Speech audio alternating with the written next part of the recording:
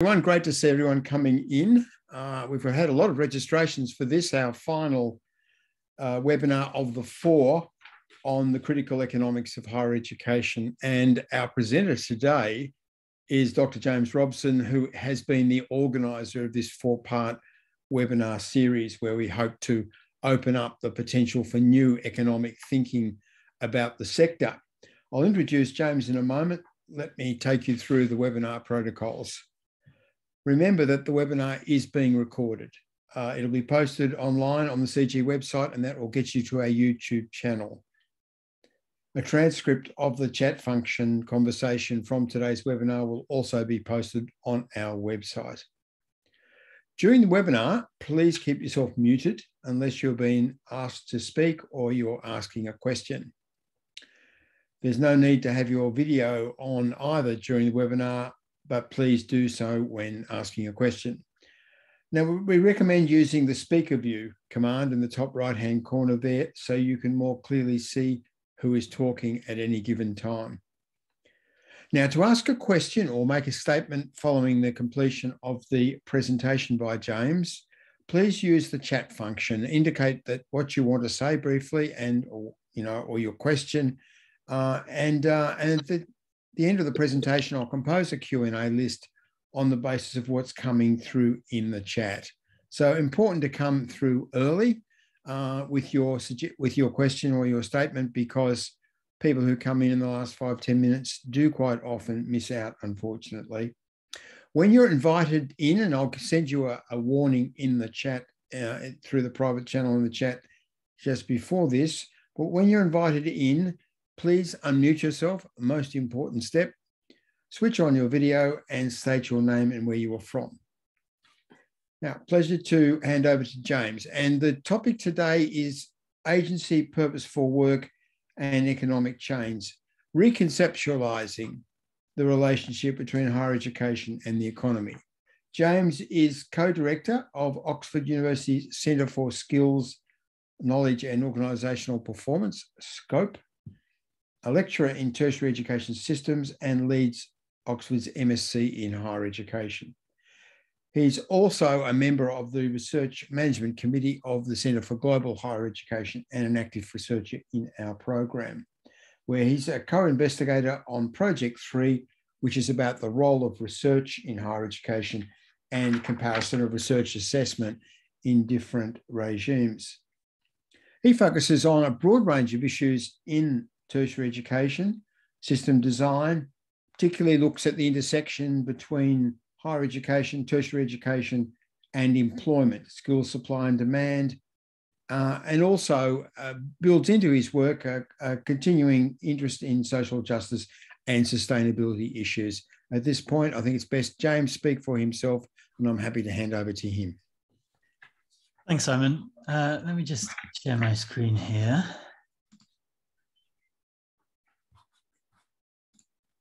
I hope you can all see that.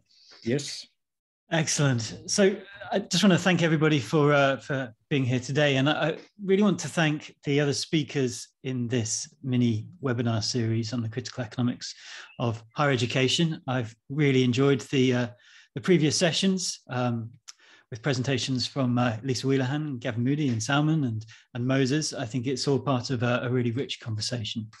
So thank you to them. Now, let's see, there we go. In this webinar, I want to be clear from the beginning that I think the way in which the relationship between higher education and the economy is currently understood in policy, public and most institutional discourse is fundamentally flawed.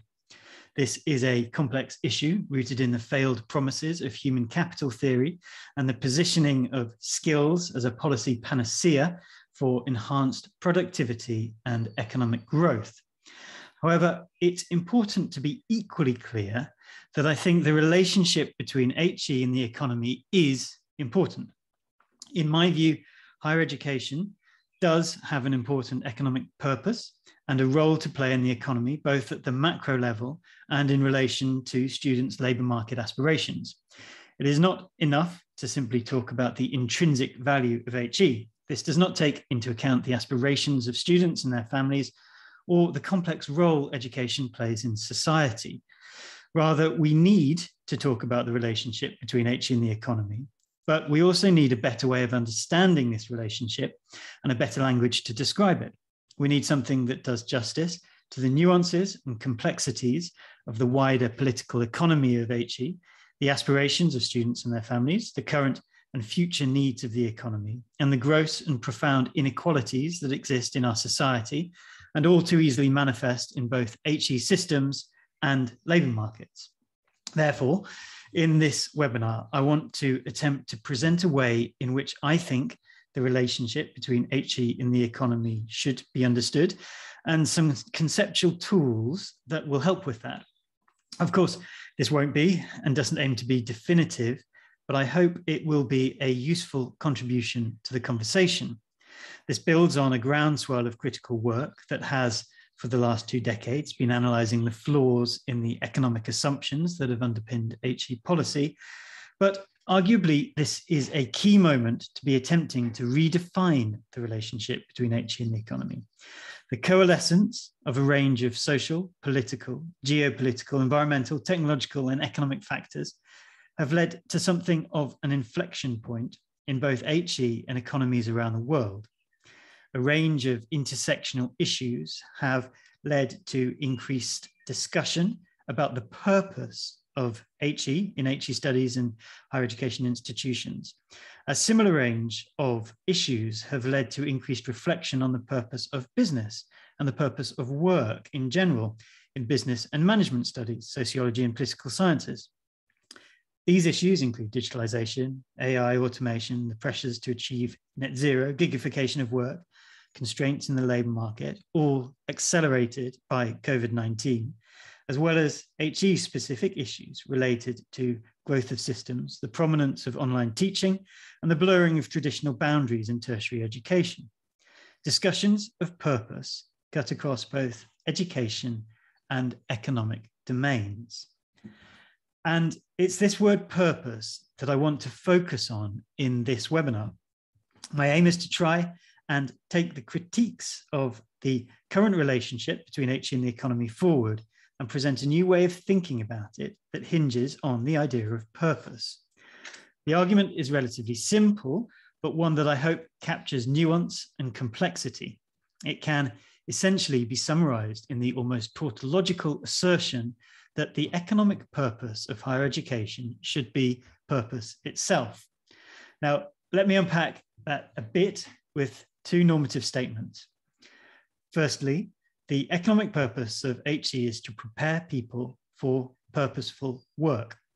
Secondly, the economic purpose of higher education is to prepare people for work in a way that drives and changes employers to function in a more meaningful, values-driven and purposeful way to create a purposeful economy, i.e. the conditions for large-scale purposeful work. The argument here is that the relationship between HE and the economy should be rooted fundamentally in the understanding that higher education should lead to the convergence of individual, social, political, and economic purpose. This is a perspective based on the idea that what motivates humans is not, as traditional economics holds, the pursuit of happiness, utility, or profits, but the creation of worthwhile endeavors. It is not simply pleasure, but the pleasure one derives from a fulfilling existence and the contribution made to a larger endeavor that drives people. At its heart, this is not a relationship rooted in the concept of supply and demand of skills, where HE is simply viewed as subservient to the labor market, simply churning out graduates with the technical skills demanded by employers or the transferable skills that give graduates an edge to develop longer-term careers. Rather, this is a radical shift that positions individual students and graduates not as capital, but as overt agents of economic change. HE therefore fulfills supportive roles, the supportive role of facilitating the expression of economic agency. Now, that was a quick summary of the points I want to make to give a sense of where we're going. What I'm going to do now is go through these ideas in more detail to make an overarching argument for the centering of the idea of purpose in the relationship between HE and the economy. And to do this, I'll try and draw together some fairly eclectic ideas from HE studies, economics, business, the sociology of work and social theory. But I'll also draw on some empirical evidence from two studies. The first, undertaken between 2018 and 20, examined how students and graduates think about the value and purpose of their degrees. This involved semi-structured interviews with approximately 100 individuals who had graduated over the last decade and 30 current students. The second study, undertaken in 2020 and 21 at the height of the pandemic, involved interviewing the CEOs and chairs of approximately a third of the FTSE 100 companies. And this was focused on examining their perspectives on future skills needs and the changing nature of business. In other words, these projects bring together data from the student and HE side of the relationship and perspectives from the economic side of the relationship. Now, I'm happy to say more about both of these projects later, but now I want to turn to how the relationship between HE and the economy is currently positioned in policy discourse. Now, the current relationship between HE and the economy, or the way in which the economic purpose of HE is conceptualized, is fundamentally rooted in human capital theory. In simple terms, human capital is conceptualized as the aggregate stock of competencies, knowledge, social and personal attributes, either innate or acquired, embodied in the ability to create intrinsic and measurable economic value, productivity. These are seen as increasing through investment in such things as education and on-the-job training. In terms of HE, therefore, human capital theory assumes that individuals invest in education with the expectation that the investment will provide a benefit, usually in the form of higher earnings. Investment is seen as raising individual productivity, which leads to higher rewards. Education or training enhances skills, which makes workers more productive, which increases firms' outputs and profits, the value of which is reflected in financial rewards to the individual. At the same time, enhanced productivity through human capital is seen as driving economic growth. As such, two key ideas underpin the current relational structure between HE and the economy: employment, employability, and productivity. The concepts of graduate employability and employment have gained increasing prominence across global higher education systems over the last 2 decades, and as argued by Tomlinson, have become largely synonymous with the relationship between taught degree courses in HE and the economy. A number of complex definitions have been developed, but in simple terms, graduate employability can be thought of as a graduate's ability to get and keep the job they want. It is assumed that graduates will want a graduate level job that utilizes their skills and provides appropriate financial returns on the investment made in their education. Graduate employment is a fixed measure of the effectiveness of graduates' employability, and when used with salary data, provides information about different levels of financial returns on degrees. Graduate labour market outcomes and graduates' ability to successfully navigate the jobs market are increasingly emphasised as key, if not the key, contribution of higher education, and individual financial returns on degrees have become a core measure in global institutional rankings, an accountability tool and a mechanism of governance in many HE systems.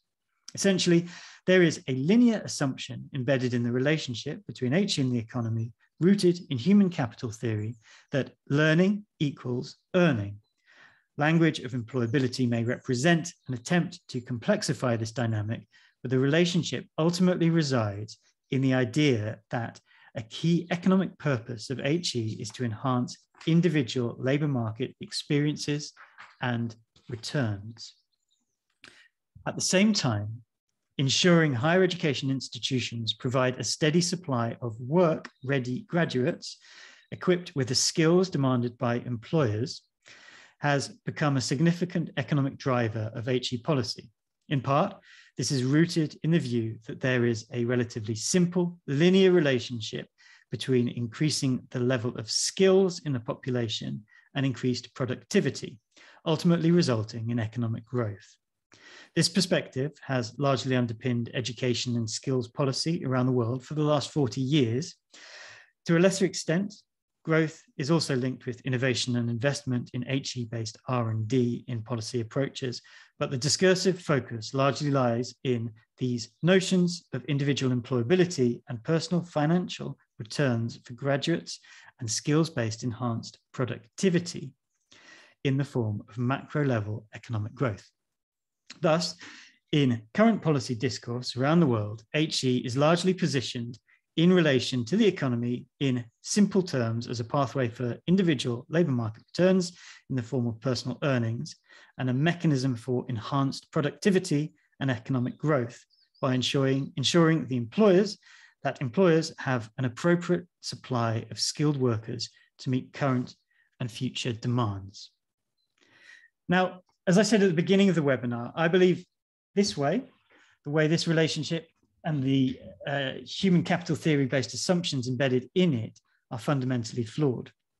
A great deal of critical work has been undertaken to show this. Unfortunately, I don't have time to go through this in detail, so I'll simply summarize a few key critiques here. In brief, the idea of value scarcity undergirds both human capital theory and the employability agenda. This assumes there will always be demand for skilled labour. However, social and economic forces, technological developments, climate change, and even pandemics all clearly show this demand is not constant and absolute, but relative and highly changeable. Even in times of economic buoyancy, it's clear that labour scarcity principles vary wildly across sectors, regions, and countries. This is exacerbated by major inequalities inherent in the labour market and graduate recruitment practices that differentiate across university type, race, socioeconomic status, and are rooted in the pernicious myth of meritocracy.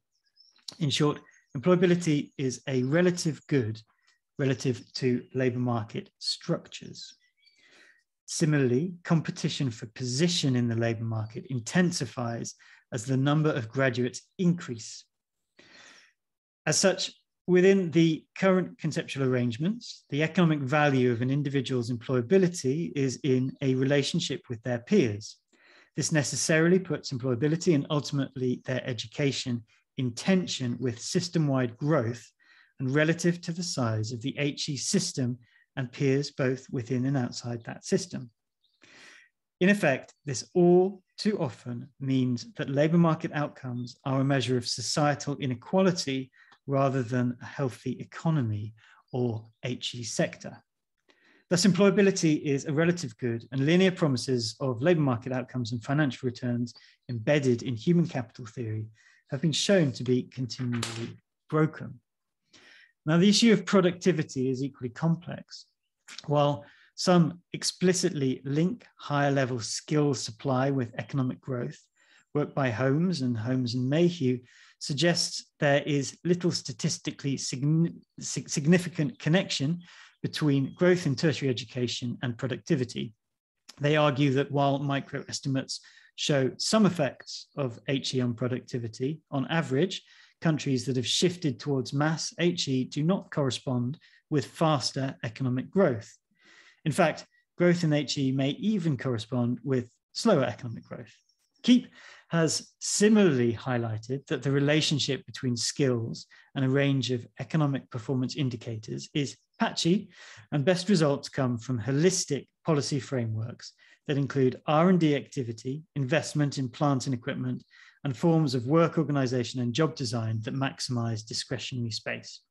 Economic growth is much more complex than assumptions embodied in current policy arrangements between HE and the economy, and skills may be necessary but not sufficient to improve economic performance. In other words, the simplistic assumptions rooted in human capital theory and embedded in the way HE is positioned in relation to the economy fail to capture the complexities and inequalities inherent in society and the labour market. HE is expected to provide labour market outcomes for students and drive economic growth, when in reality, under the current arrangements, it has very little influence over either of these. The relationship is always doomed to fail. There is, of course, much more to be said here, but what I want to do now is extend this critique into the area of purpose that I highlighted earlier by taking a step back and problematizing the concept of work, given its centrality to the HE economy relationship. Now, embedded in orthodox economics and HE policy is the assumption that the purpose of work is as a means only to earn a living. Spencer has identified three main strands of thinking within this economic orthodoxy. Firstly, in classical economics, work is portrayed simply as a bad thing and something people do for extrinsic reasons and would avoid it if they could. Work is a disutility, an undesirable chore that is to be resisted by humans, the toil and trouble consistently referred to by Adam Smith. Only the allure of income motivates humans to work. Without this, no work would be done. Secondly, the neoclassical economics view conceptualized work as a lost opportunity for leisure. In other words, work is resisted by humans, but not because it causes pain, rather it denies a pleasure of leisure. This economic modeling assumes people will only give up leisure hours if appropriately compensated with wages. The third view assumes work resistance, but positions it not in terms of pain or lost opportunity for leisure, but as an innate laziness of the human condition. What's key here is that all three orthodox perspectives are rooted in the notion of a homo economicus that craves a life without work, where consumption is maximized and work is financially rewarded. However, this fails to grasp the importance of the community, the collective, being meaningfully involved in something bigger, and that purposeful work is not always recognized by the size of the pay packet, but by intrinsic rewards. COVID-19 has shone a stark light on this reality, something that often seems to be self-evident to everyone but economists and policymakers. Now, perhaps unsurprisingly, Marx developed a richer understanding of work, breaking with the established orthodoxy, arguing that work has meaning and importance in its own right, and is the means by which humans express creativity and develop purpose. Work is fulfilling. For Marx, the problem with work under capitalism was alienated labor and the power imbalances at the heart of the employment relationship for the laboring classes. But work in itself was viewed as intrinsically good. Similarly, as highlighted by Spencer in his Political Economy of Work, Veblen also resisted the orthodox homo economicus model and argued that human progression was rooted in devotion to work and people's pursuit of useful effort, what he referred to as the instinct of workmanship. Hannah Arendt also took this approach to work. Developing the ancient Greek distinction between work and life, she differentiated the concepts of labor and work. For Arendt, labor is the necessary activity involved in maintaining human life, growing food, preparing food, cleaning, fixing, raising children, etc. Life will fail without it.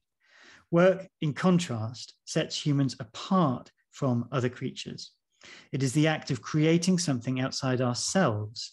Doing work for its own sake makes you a worker rather than a laborer. In part, as a reaction to the continued dominance of reductive economic understandings of work, more recently, academics working in sociology and the political economy of work have attempted to stress the importance of returning to the ideas of meaning and purpose in work and creating conditions for people to flourish in employment. In his famous study of bullshit jobs, David Graeber highlighted the challenge of meaningless work and brought the need for purposeful work very overtly into popular discourse. This approach is becoming more prominent in business and management studies with, for example, Pink, in his book Drive, arguing for the importance of purpose in work, defining this as a yearning to do work in the service of something larger than oneself, more than just a paycheck. Despite this, HE policy focused on employability, and I think importantly, the way in which the HE sector interprets it, maintains an understanding of work rooted in individualism and materialism rather than meaning and purpose. This is reflected in the subtle but profound sleight of hand that has replaced the idea of work with employment and employability. This emphasizes the extrinsic nature of and centrality of recompense. However, what this fails to appreciate is the complexity highlighted by Marx, Veblen, Arendt, and Graeber, that what motivates humans in work is not purely the pursuit of profit, as dictated by orthodox economics. Rather, humans are motivated by and desire to engage in worthwhile, purposeful activities and collective endeavors. Humans desperately yearn for purposeful work. This was reflected very clearly in almost all the interviews I undertook with students and graduates. These participants reacted often viscerally against dominant discourses in the popular media about low-value degrees. Almost all actively aspired to some kind of purposeful work and viewed their degrees as key to that, as indicated in these quotes. Now, this is the background for my first normative proposition that the economic purpose of HE should be to prepare people for purposeful work. Based on this analysis, I would argue that rather than fixating on graduate premia and developing student employability to maximize financial returns, HE should focus on empowering students to engage in purposeful work when they graduate. Note the importance of using work rather than employment or employability to emphasize its intrinsic rather than extrinsic value. Now, this raises the important question of how this should happen, but I'm going to park that issue for the moment and instead turn to the idea of a purposeful economy, as referred to in my second normative statement. Having discussed the micro level of the HE economy relationship by problematizing the concept of work, I want to turn to the macro issues, acknowledging that purposeful work requires economic structures to exist for this to happen, and consequently, the problematization of how we might understand the purpose of business. Now, in Capitalism and Freedom, Milton Friedman wrote, "There is one and only one social responsibility of business: to use its resources and engage in activities designed to increase its profits, so long as it stays within the rules of the game, which is to say, engages in open and free competition without deception or fraud." In other words, the purpose of business is exclusively to make money for the owners of the firm. This is the Friedman doctrine, and the model of shareholder capitalism enshrined in it has underpinned all neoliberal approaches to business and the economy since then. However, as argued by Mayer, few social science theories are both so significant and misconceived as to threaten our very existence. But that is precisely what the Friedman doctrine is doing in the 21st century. It has erected an artificial barrier between the private and public corporate persona, the internal and external boundaries of the firm, and between the commercial and the social. This has underpinned corporate greed and excesses at the expense of both society and the natural environment. There is an alternative perspective that the actions of businesses and any large economically active organization affect not just shareholders, but millions of customers, employees, and local communities around the world. As such, shareholders do not and should not have the right to do whatever they like with the business, even if they stick within the rules of the game. Rather, businesses have responsibilities to the societies in which they operate and are dependent upon. They have obligations to a wide range of stakeholders, customers, suppliers, regulators, employees, local communities, national and global societies and the physical spaces they impact. This concept of stakeholder theory has shaped debate in business and management studies, and though to a lesser extent economics, since the 1980s, with Edward Freeman's book, The Strategic Management, a Stakeholder Approach, giving a relatively early articulation of the argument that a very wide range of stakeholders should guide business operations. However, this has crystallized in recent years into the concept of stakeholder capitalism, where the needs of stakeholders are foregrounded and the purpose of business is reflected in meeting the needs of multiple and diverse stakeholder groups. This was summarized in the now famous statement on the purpose of a corporation made by the US Business Roundtable in 2019, which explicitly framed business purpose broadly in terms of stakeholder needs, breaking with 40 years of tradition and shareholder primacy. As Alex Gorski, chairman of the board and chief executive officer of Johnson & Johnson and chair of the Business Roundtable Corporate Governance Committee, put it, this new statement better reflects the way corporations can and should operate today.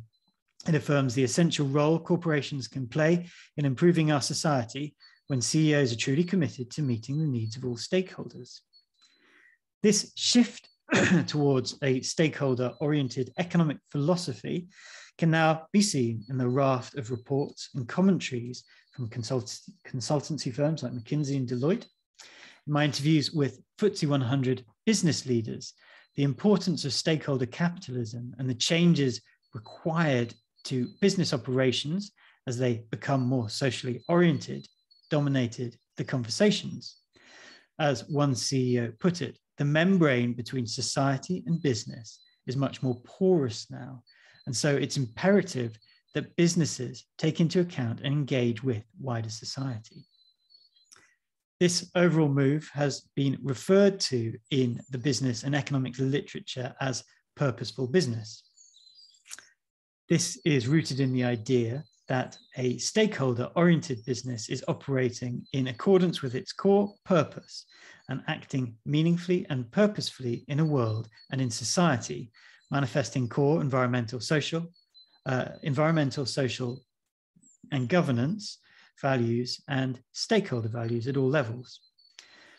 These quotes begin to illustrate this apparent shift to shareholder-oriented purposeful business. Now, it's important to say that I'm fully aware that a huge, if not the majority of discussion around stakeholder capitalism and ESG is corporate performativity. Purpose and social values are all too often simply wrapped up and sold as yet another means of maximizing profit. However, this discursive shift highlights the possibility of meaningful change and the possibility that with the right policy levers and social pressures, the economy might function in a more socially and environmentally responsible manner. In other words, that there is the possibility of change towards a purposeful economy rooted in social and environmental meaning. This must be a good thing. And this is where I think we need to go back to higher education.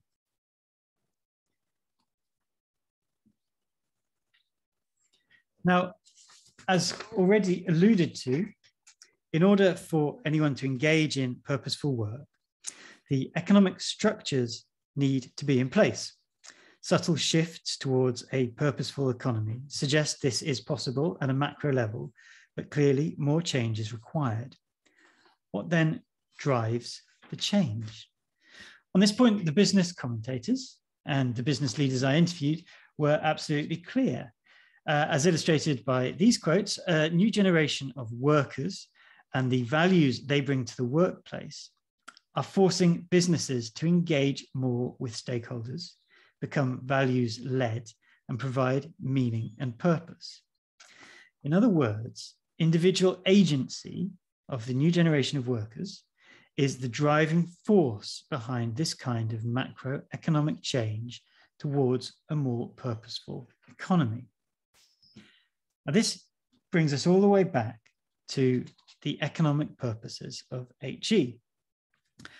I think this is the key to a reconceptualized relationship between HE and the economy. It requires a critical shift from functional questions that underpin the relationship to normative questions. The current relationship is rooted in functional questions of supply and demand. What skills do employers demand? What skills does a growing economy need? And then subsequently, what do education and training systems need to do to respond? By shifting the underpinning questions to normative ones, the issue becomes what is needed to develop a purposeful economy, and therefore subsequently, what role can education and training systems, and HE in particular, play in this? This may seem subtle, but a shift from functional to normative questions when discussing the relationship between HE and the economy fundamentally shifts the level of discourse. It places HE in a relationship with the economy that is rooted in hope and aspiration for what could and should be, rather than subject to the tyranny of linear models of supply and demand. This shift rejects the positioning of HE as being in a subservient relationship with the economy, supplying skills that meet demands.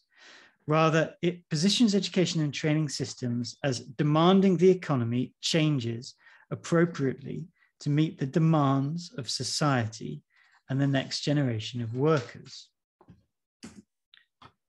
Now, crucially, having established that individual agency can be the mechanism for macroeconomic change, this shifts the economic purposes of HE away from functionally facilitating basic labour market outcomes and enhancing employability and driving productivity to the normative role of supporting students to become agents of economic change, who demand purposeful work and the economic structures in the form of a purposeful economy that facilitates this. The heart of economic change lies in agency, and graduates should be understood as the driving force behind that economic change. As such, the economic purposes of HE can be found by rooting purpose in HE and ultimately reside in the formative nature of education itself, students' own formation, and the power of individual agency.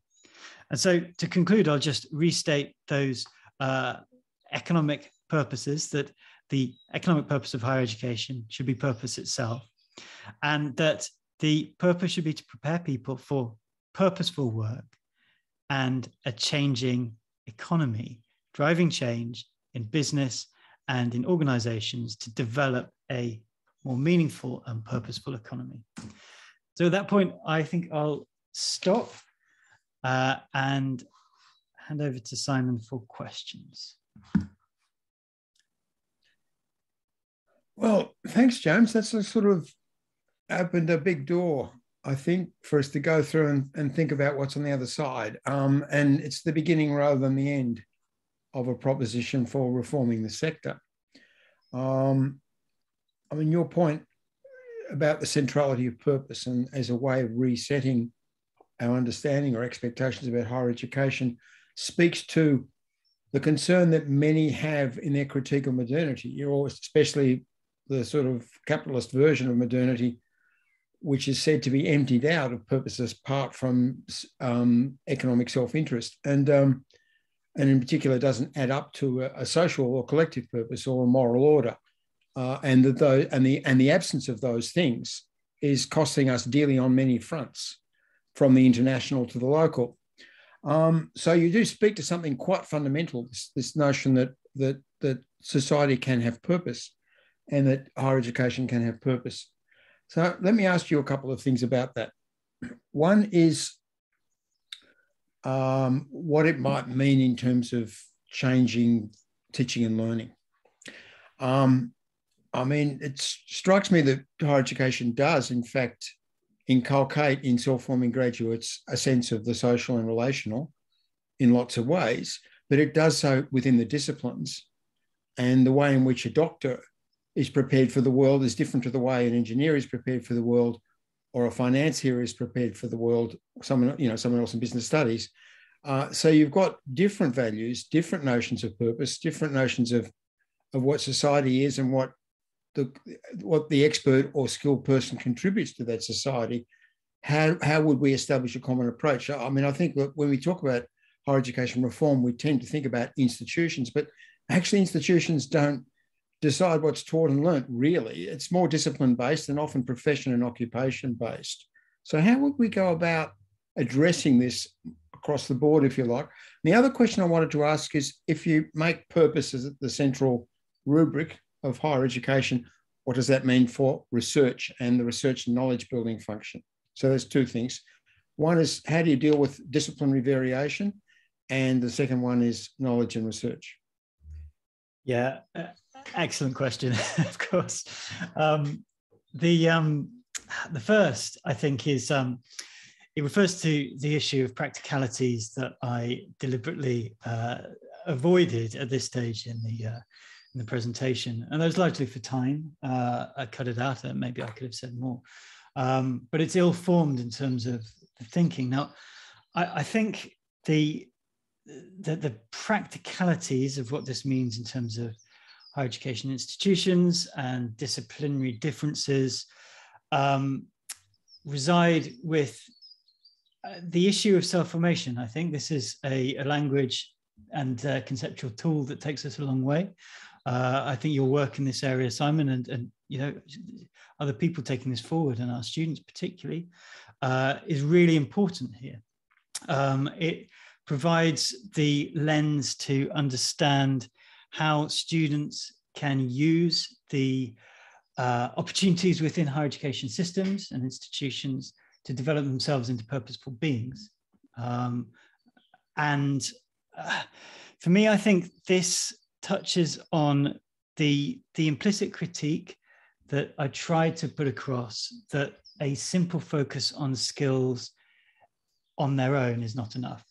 Education in this context, if you're thinking about, I guess, the purposeful formation of individuals, is about induction into subject-specific bodies of knowledge. That includes exposure to those bodies of knowledge and working with knowledge itself and the skills that helps form. And it's that combination of knowledge and skills that helps purposeful thinking and purposeful individuals to develop themselves.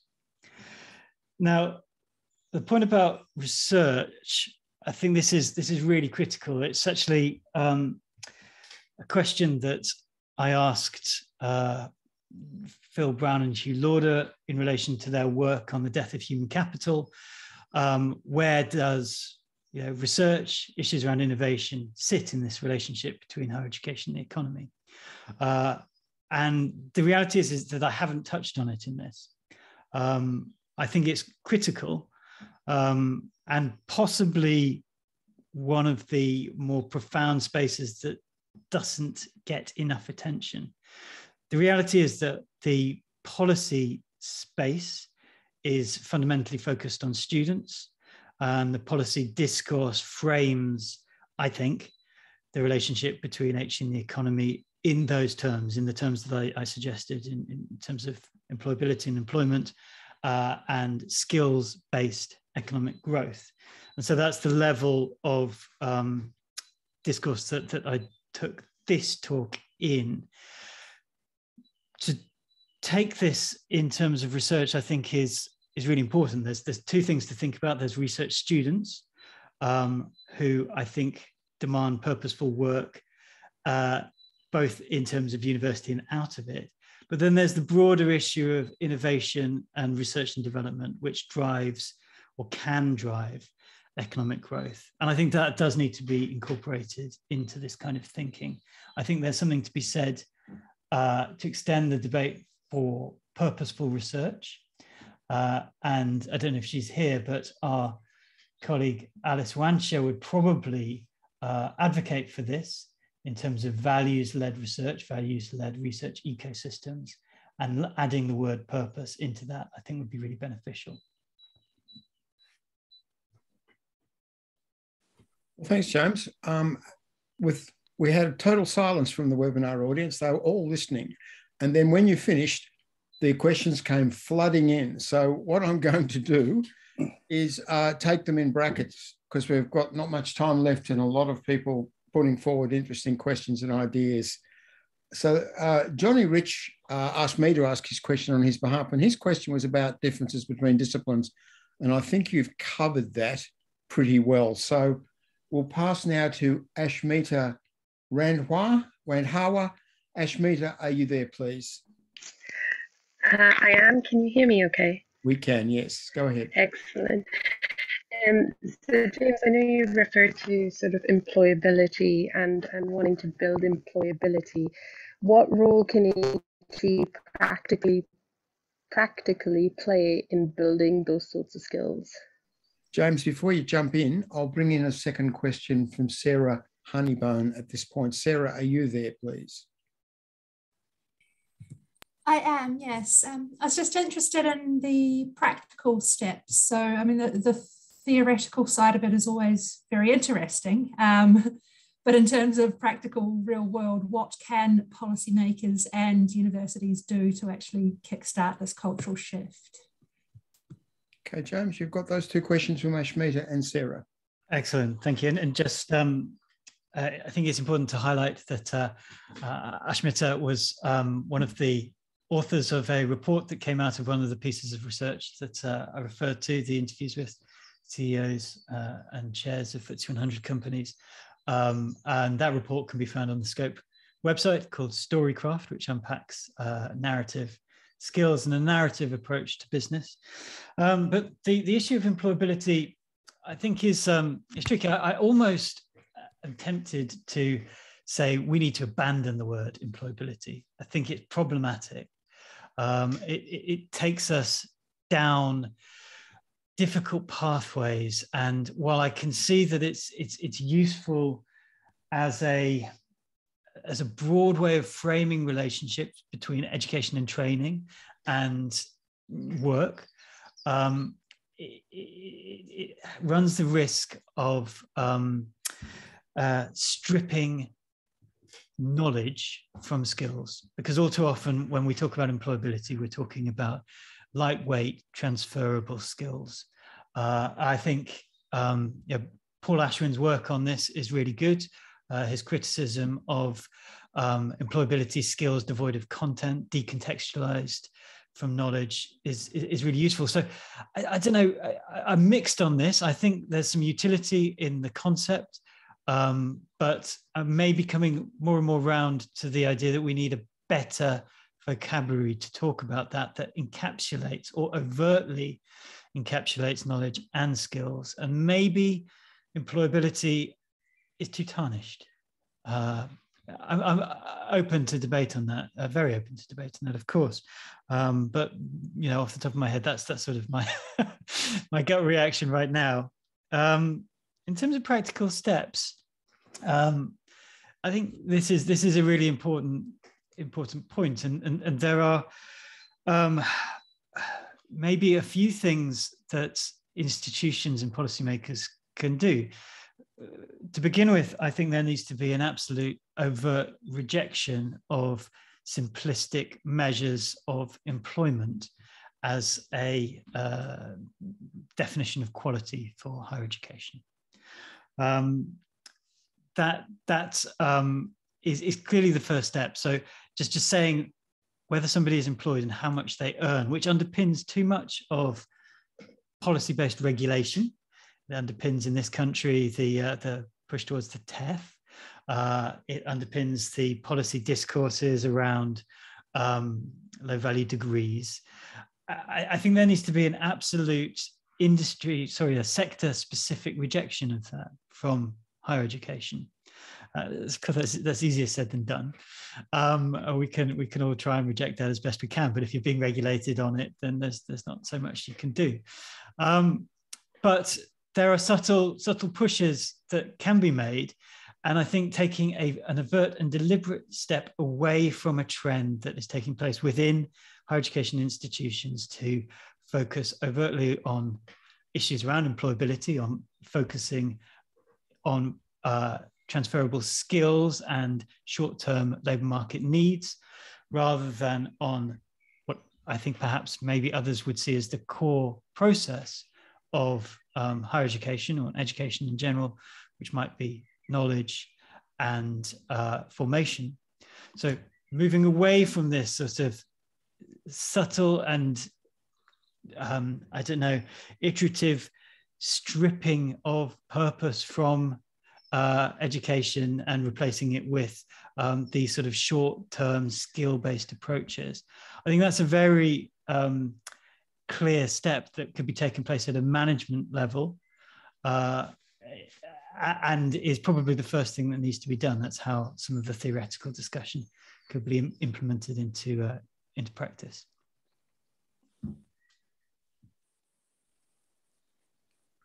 Sorry about that, I was muted.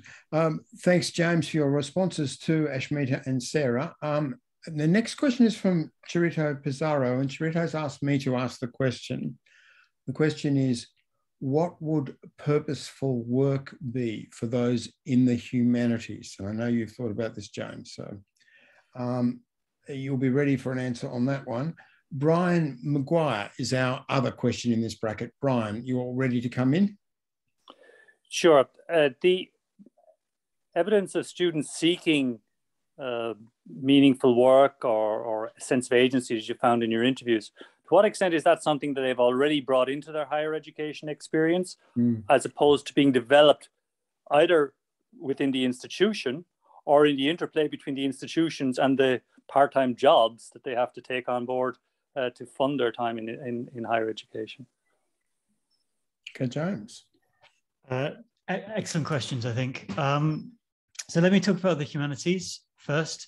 I think it's important to say that a lot of the data, the student graduate data that I've referred to here comes overtly from the humanities, and a lot of the interviews with business leaders reflected overtly on the arts and the humanities. And so I think it's really easy to, or at least in policy discourse, there's this critique of the arts and humanities because many of the roles that individuals go into on graduation are not financially, or at least the returns, the salary returns in the roles that they take on are not as high as their STEM colleagues. But I think we need to flip, I guess part of my point here is that we need to flip the discussion here. Now, the analysis that I've done on arts and humanities graduate shows that actually people go into a whole range of roles, and some of that includes business, some of that includes charity work, some of that includes ICT related roles. It's very, very diverse, and not necessarily that closely tied to individuals' specific disciplines. And so I think we can avoid this by simply saying that what people want to do is valuable in itself, and society needs to change and the economy needs to change to value roles related to charity work, roles related to purposeful employment, and move away from this sort of arts and humanities versus STEM. And you know, other subject areas and debates around low value degrees because of poor financial returns. So sorry, I'm going to slightly sidestep that question, I think, by saying we need to change the focus a little bit. Now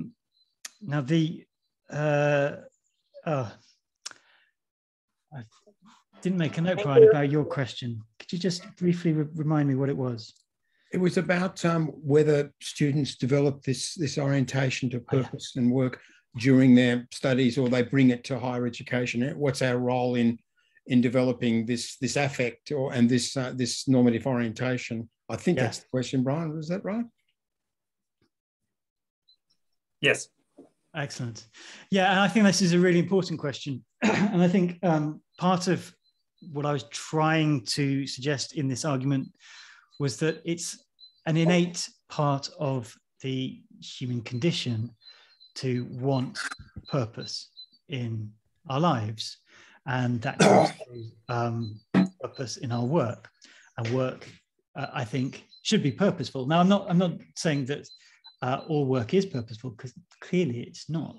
And David Graeber's analysis here shows that it's not. But that is something that people, I think, naturally aspire to.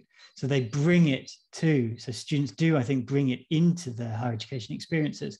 That's not to say it can't be and shouldn't be fostered. It's not to say it shouldn't be overtly promoted. And I guess helping people to understand that innate desire in themselves is part of the formative process of higher education. But I'd also say that having, or the role of higher education should be to help students enact that innate desire for purpose, to help them manifest it in their lives through, I think, exposure and induction into knowledge, and providing them with contextualized skills and agency to both make that happen for themselves in their own lives, but also, as I sort of tried to argue, to become those sort of economic agents of change, or agents of economic change, to make the system better for everybody and facilitate that of those structures which enable purposeful work more broadly on a scale, on a larger scale than maybe exists now. Thanks, James, for your response, and thanks, Brian, and also Chirito for the questions. I think that the CEOs are kind of cynical about humanities because they studied humanities themselves, and they tie up, their critique of the humanities with their memories of their lazy student lives. The next two questions are going to be from Yusuf Oldak and Adinda Van Garland. So Yusuf, you're first. Thank you very much, Simon. James, thank you for this very insightful presentation. I learned a lot. I have a question about the second main argument, which is purposeful economy. So how do we define purpose at the macro level? Purpose and agency at the individual level are usually better understood in the literature, but macro level purpose setting in a normative sense could be less straightforward. Actually, diving deep on these philosophically, your first main argument, which is purposeful work for individuals, the micro level, and your second main argument, which is purposeful economy for society, the macro level, may end up being in conflict quite often, although not necessarily always. So how can we think about this? Thank you very much.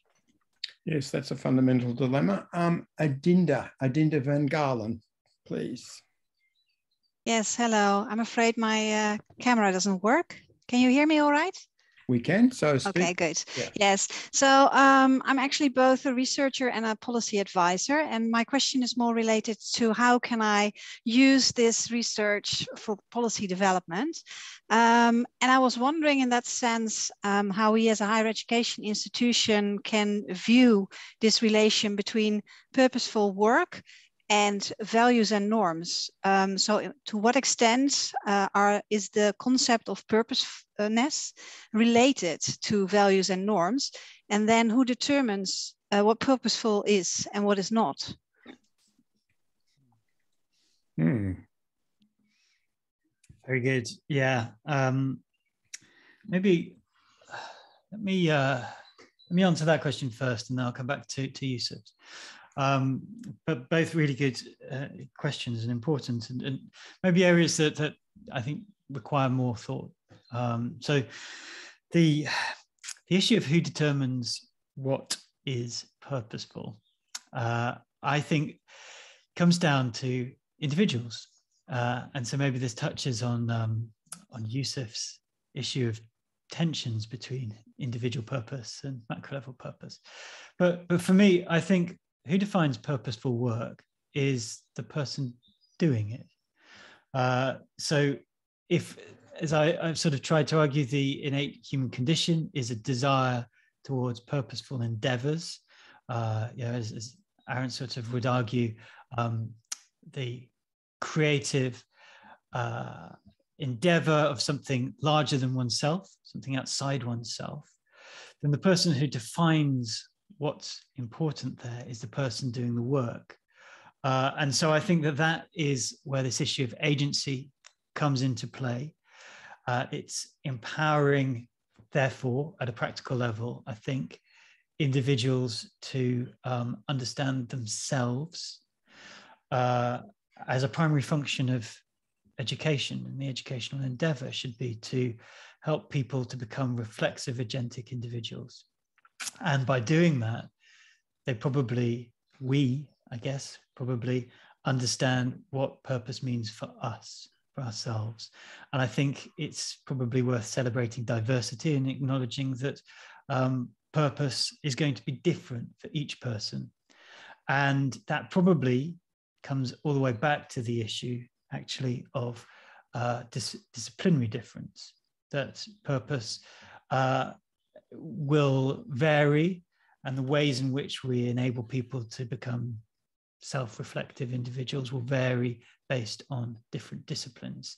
And the drives that push people into particular disciplinary degrees probably reflects their future understandings and desires around purpose and their future lives and aspirations. And so I think that probably speaks a little bit to the practicalities, but maybe not enough, and maybe that needs more unpacking at some point by me, but by others too. But in terms of the point that Yusuf makes,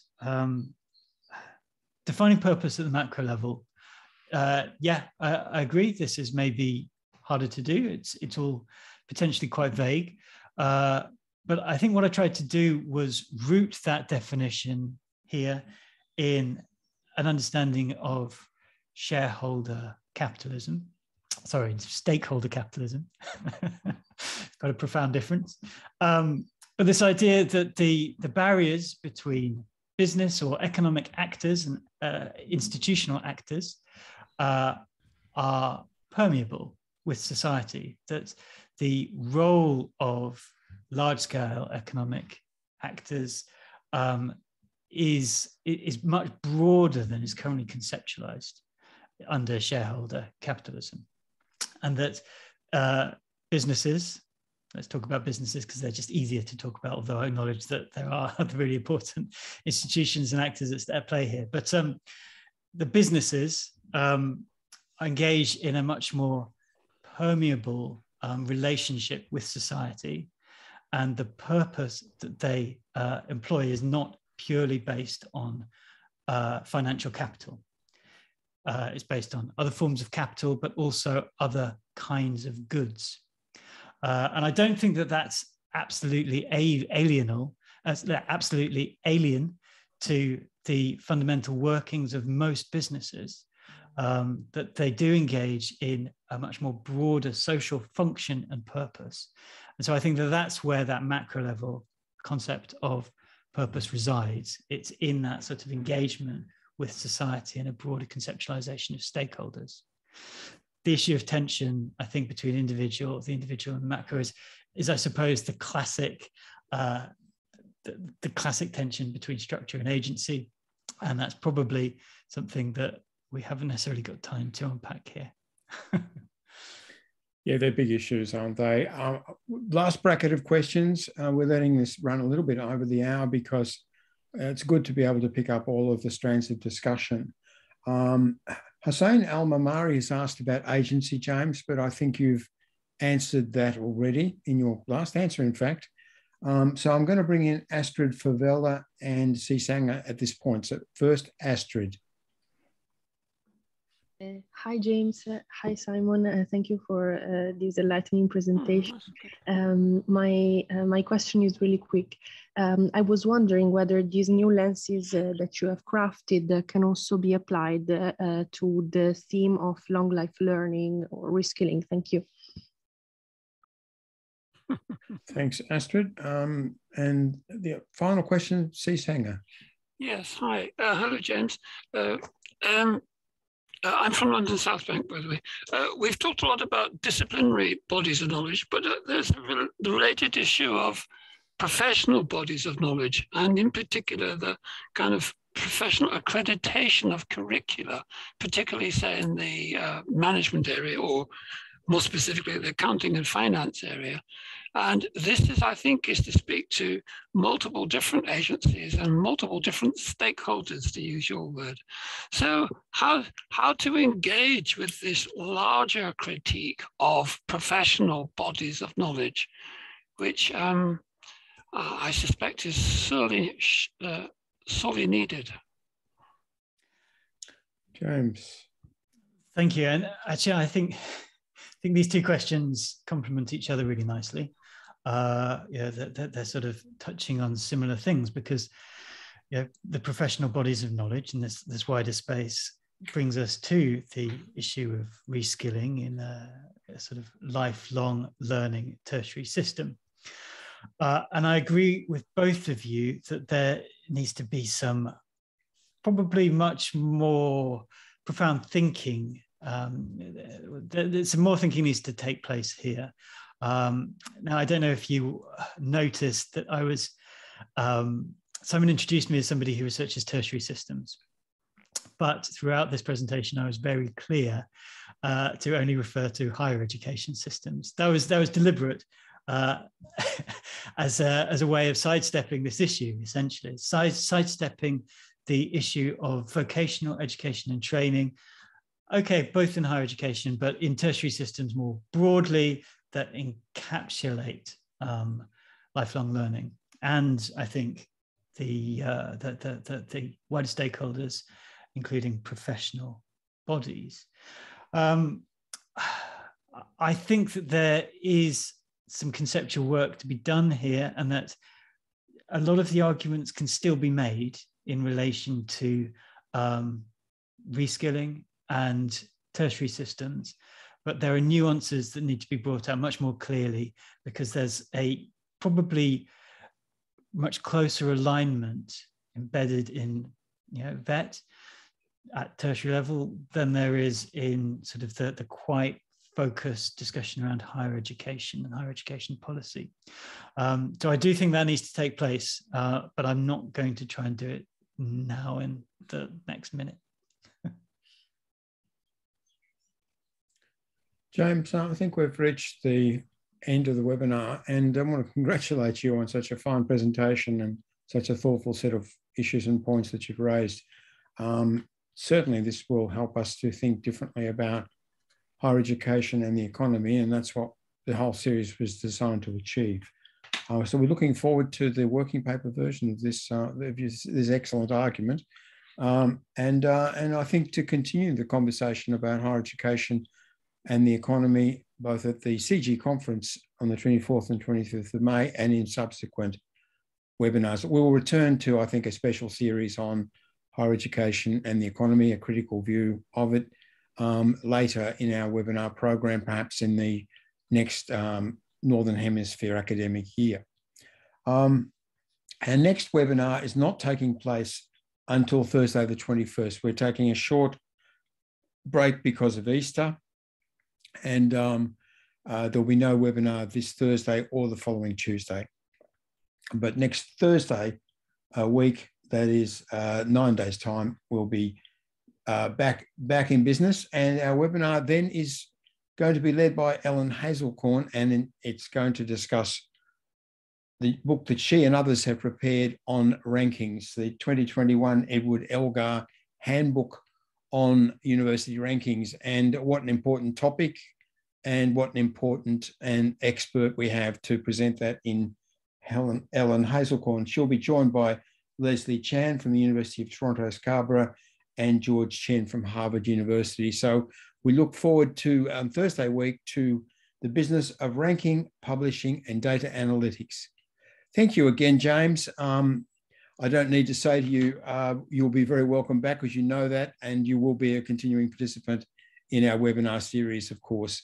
Thank you, everyone, for attending. We had more than 100 people here today. We've had tremendous numbers right through the Critical Economics of Higher Education series, and it's clearly a really important topic for all of us. So it remains for me to say thank you again and goodbye for now.